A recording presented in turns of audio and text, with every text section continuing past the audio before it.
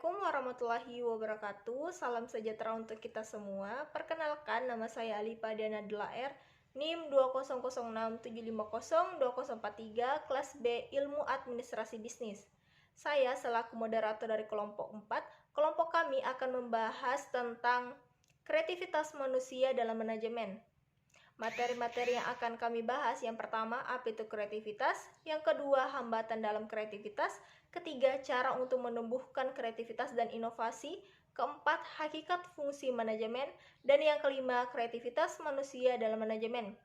Baiklah, tanpa membuang banyak waktu, saya persilahkan kepada rekan-rekan saya untuk membawakan materi-materinya.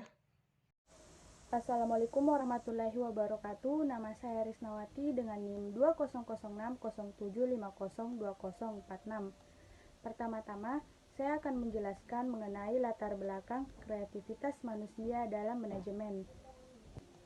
Manajemen dalam melaksanakan perannya sangat tergantung kepada seluruh manusia yang terlibat di dalamnya, khususnya bagi para manajer yang berfungsi untuk mengendalikan kreativitas dan digerakkan menuju terciptanya inovasi. Oleh karena itu, penelitian ini bertujuan untuk mengetahui dan menjelaskan mengenai inovasi dan kreativitas manusia dalam manajemen. Untuk menemukan inovasi melalui kreativitas yang tepat dengan memberikan hasil yang memuaskan semua pihak, disinilah peranan manajemen untuk senantiasa berusaha memadukan antara kreativitas dengan inovasi terhadap suatu bidang kegiatan sehingga dapat menyumbangkan hasil yang dapat memberikan manfaat bagi kehidupan manusia pada umumnya dan manusia yang terdapat dalam manajemen pada khususnya. Sekian materi yang dapat saya sampaikan, selanjutnya akan dilanjutkan oleh rekan saya. Assalamualaikum warahmatullahi wabarakatuh. Perkenalkan, saya Siti Zahra Zahira dengan NIM 20067502049. Di sini, saya akan menjelaskan pengertian kreativitas dan konsep kreativitas. Yang pertama, pengertian kreativitas. Kreativitas adalah menghadirkan gagasan baru. Kreativitas ialah sumber yang penting dari kekuatan persaingan karena adanya perubahan lingkungan. Kreatif dan kreativitas menunjukkan cara berpikir seseorang dalam memecahkan suatu masalah. Kreatif dimulai dari berpikir untuk menemukan ide. Ide tersebut bisa jadi merupakan ide yang sederhana, akan tetapi efektif untuk memecahkan suatu masalah. Menurut Koni Semiawan, kreativitas adalah suatu kemampuan untuk menciptakan suatu produk baru.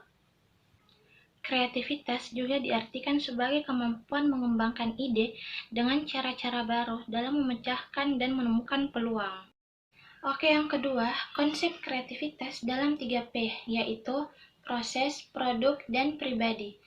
Yang pertama, proses. Proses yang dimaksud ialah proses yang menghasilkan sesuatu yang baru, dan proses berkreasi merupakan bagian paling penting dalam pengembangan kreativitas.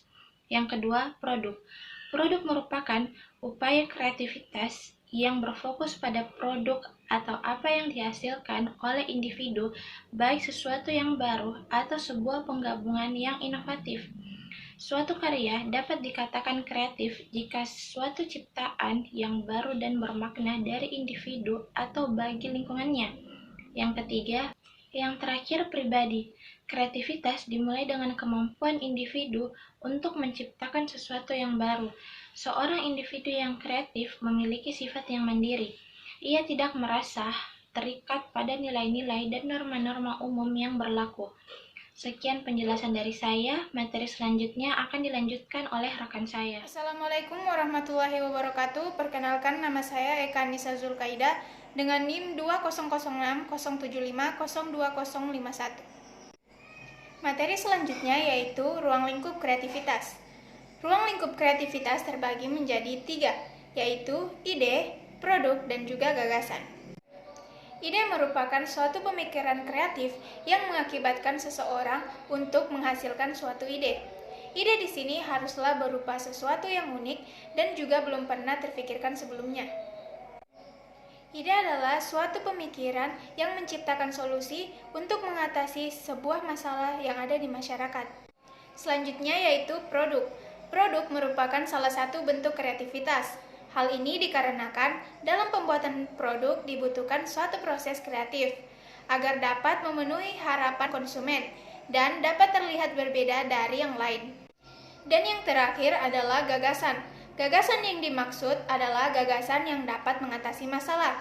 Gagasan dapat disampaikan melalui lisan ataupun tulisan, seperti buku ataupun media tulis lainnya.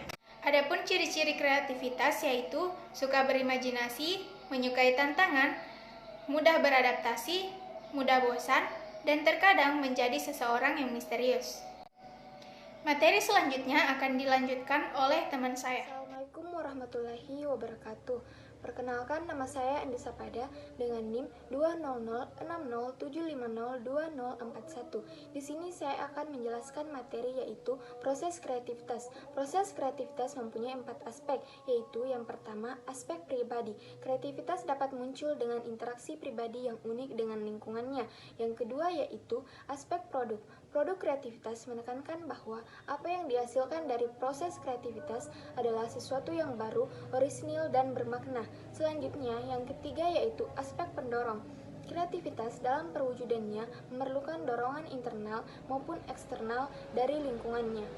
Dan yang terakhir yaitu aspek proses. Proses merasakan dan mengamati adanya masalah, membuat dugaan tentang kekurangan atau masalah ini menilai, dan menguji dugaan atau hipotesis, kemudian mengubah dan mengujinya lagi, dan akhirnya menyampaikan hasil-hasilnya. Terima kasih. Materi selanjutnya akan dibawakan oleh teman kelompok saya. Assalamualaikum warahmatullahi wabarakatuh. Perkenalkan, nama saya Muhammad Ikram dengan NIM 20060502044. Saya akan melanjutkan pembahasan dari pemateri sebelumnya. Jadi untuk saya itu membawakan materi proses dan tahap kreativitas. Jadi proses dan tahapnya itu ada 3, yaitu 1, ada persiapan, yaitu memformulasikan suatu masalah dan membuat suatu usaha awal untuk memecahkannya.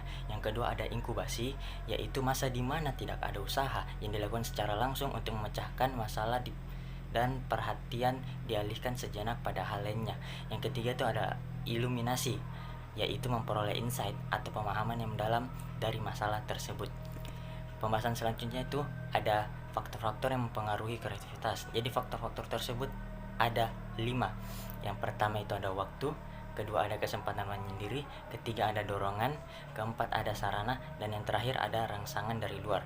Untuk materi selanjutnya akan dilanjutkan oleh rekan Nama saya Muhammad Al-Qadri Ramadan dengan NIM 2006007502047. Di sini saya akan menjelaskan hambatan dalam kreativitas.